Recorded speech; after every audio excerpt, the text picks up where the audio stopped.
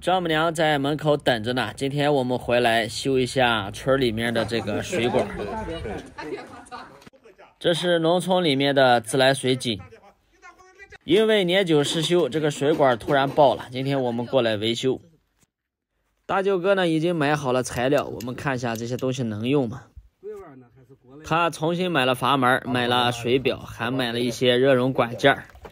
村里面这个水井啊，现在它下面的管子坏了，然后打算修一下，然后把这个水表一起也换了，换个新的。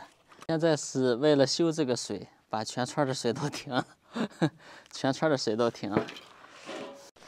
这个井口比较小，下面也不深，只能容纳我一个人下去。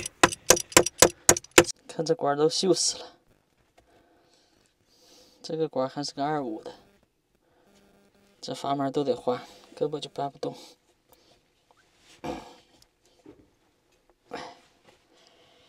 水表不行了。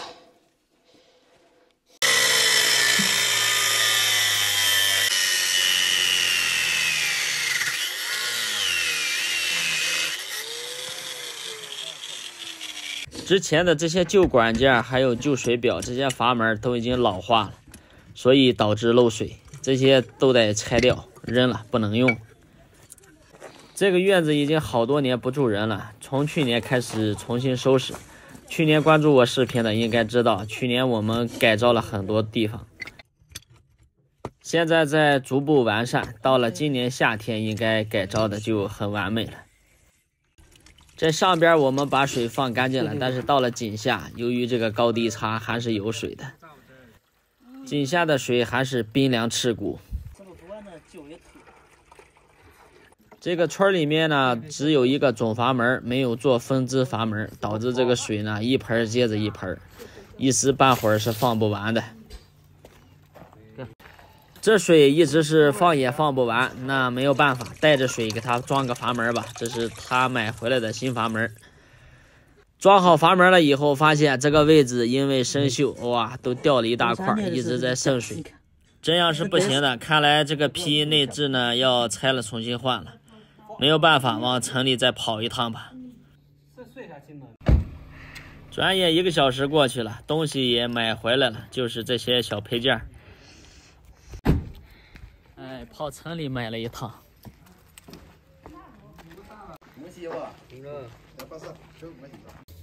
现在配件已经齐全了，我们在上面呢都组装好，一会儿我们下去把热熔做好就行了。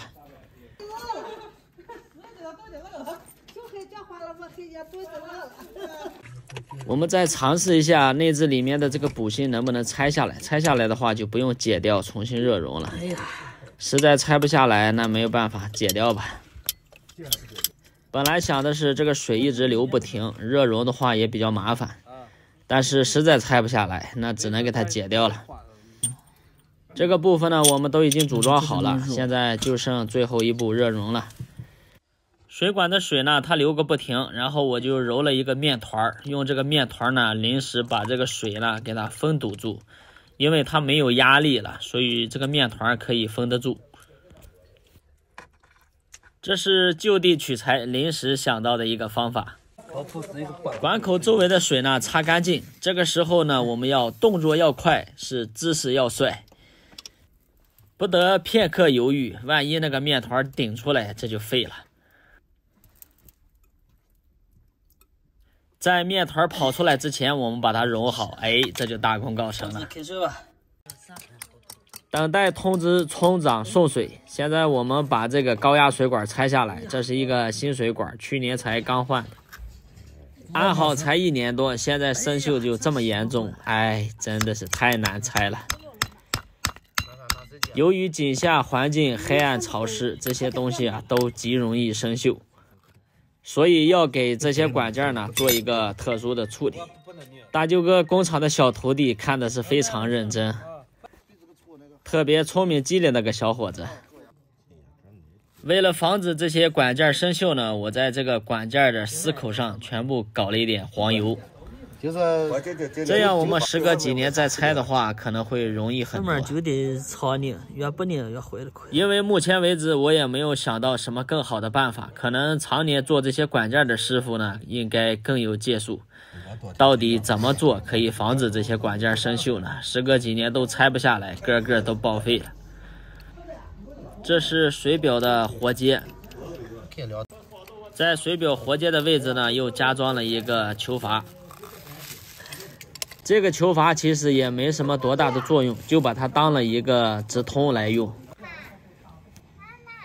现在村里面的水已经开了，我们下去放水。堵住了。开水的一瞬间，这个面团把水管堵上了。